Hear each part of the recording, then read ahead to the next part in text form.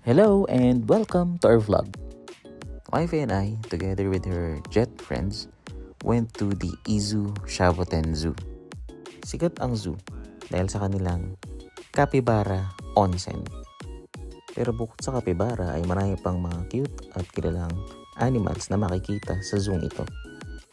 Weekend ang punta namin kaya medyo marami ding tao. Pero expected yun dahil maraming pwedeng gawin sa loob ng zoo. It's an interactive zoo, kaya pwede mong pakainin yung mga hayop. Pero ang main attraction niya ay ang mga capybara.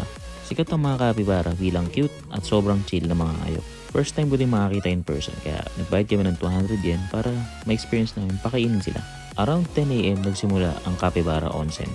At nakakaaliw dahil alam na ng mga capybara na ito na yung oras para mag-onsen sila. Nakakawala ng stress at nakaka-relax panuoring ma-relax ang mga capybara. After 30 minutes siguro ay naglibot pa kami dahil malaki pa yung Izu Shaboten Zoo. Meron silang iba't ibang area para sa iba't ibang uri or species ng mga hayop tulad ng mga ibon, mammals at iba pa.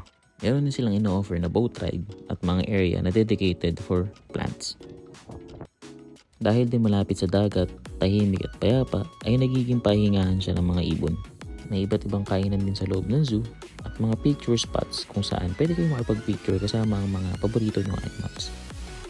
Sulit at worth it puntahan kahit malayo ang Izu Shaboten Zoo. Sigurado mag-i-enjoy kahit bata o matanda ang pupunta rito.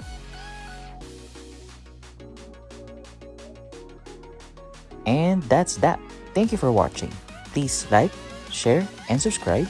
And click the notification bell para updated kayo sa mga vlogs namin. Thank you! See you!